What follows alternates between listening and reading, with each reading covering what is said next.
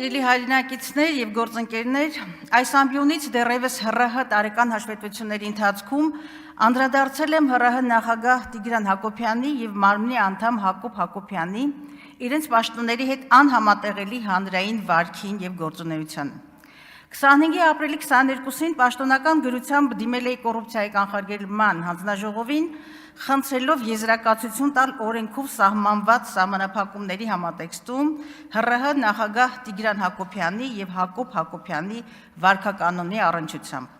Հիշեցնեմ, որ սահմանադրությամբ, ինչպես նաև ոլորտը կարգավորող տեսալսողական մեդիայի մասին ՀՀ օրենքով ՀՌՀ-ին է վերապահված հանրային մեդիան անաչառորեն կարգավորելու, հանրային շահը սպասարկելու եւ քաղաքական չեզոքություն ու բազմակարծություն երաշխավորելու լիազորությունը։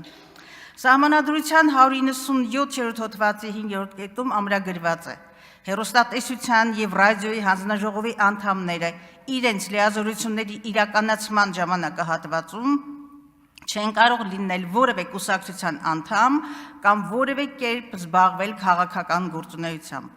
Հրապարակային ելույթներում նրանք պետք է ցուցաբերեն քաղաքական զսպվածություն։ Քաղաքական զսպվածություն, սա է բանալի բառը։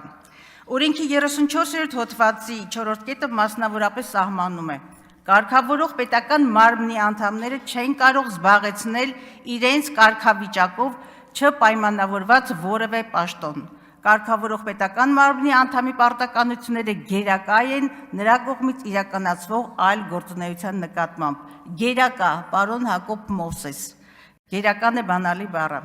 Ցավոք ՀՌՀ վերոհիշյալ անդամների հանրային վարքը հեռու է սահմանադրությամբ ՀՀ օրենքներով սահմանված վարքականոնից, ես կասեի նաև բարոյականության նվազագույն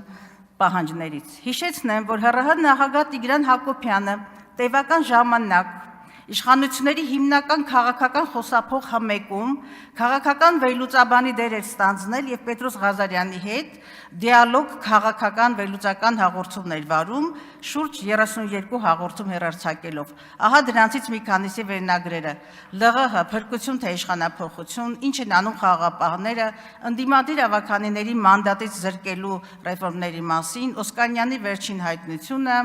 Հայաստանի ներկան տավուշ ընդդիմություն եկեղեցի թացը չորից։ Անցնելով քաղաքական զսպվածության բոլոր սահմանները ՀՌՀ նախագահը իշխանահաճո քաղաքական գնահատականներ եւ քննադատություններ հնչեցնում ընդդիմության, հայաստանյաց առաքելական եկեղեցու, ազգային ինստիտուտների նկատմամբ։ Տիգրան Հակոբյանը, ով ի պաշտոն է քաղաքական չեզոքության եւ բազմակարծության երաշխավորը պիտի լիներ, փաստորեն վերածվել էր քաղաքական մեկնաբանի եւ իշխանական նարատիվների պարտականությունից եւ մտեք ՔՊ-ի ցուցակ։ Մանավանդ որ նախընտրական քաստինգը սկսվել է, սեզոնն է եւ ձեր նվիրումը վստահ եմ կգնահատվի, արդեն ականատես է եղանք։ Մեկ հանգամանք էլ ուզում անդրադառնալ, թե ինչպես է դուք եւ ՀՌՀ նախագահը արհամարում սահմանադրական մարմին հանդիսացող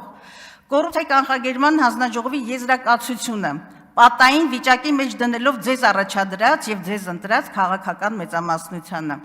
Միաժամանակ փաստ է, որ սահմանադրական այլ մարմինների որևէ անդամի կողմից անկեղծորեն եմ ասում, այսպիսի վարք չի արձանագրվել։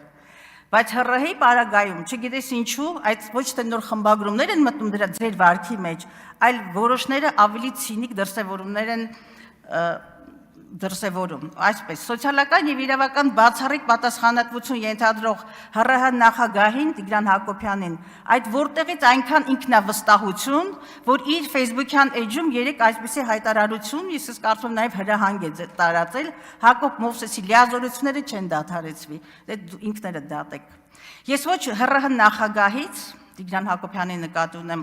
ով լրագրողական անցյալ ունենալով լրագրողների հետ խոսում է իձիվ ժոպու կամ հետույքային լրագրություն խոսույթով, սա Տիգրան Հակոբյանի բառապաշարից է, ես նրանից ակնկալիք չունեմ,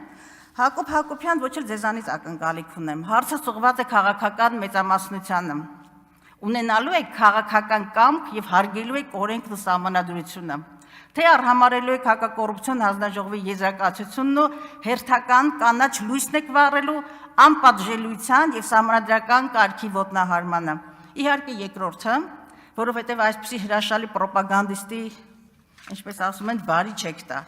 Իսկ կարիք չկար, այստեղ չի, այստեղ եք։ Ինչի՞ եք Նիցշեի անգլերենով կարդում, գերմաներեն կարդայեք։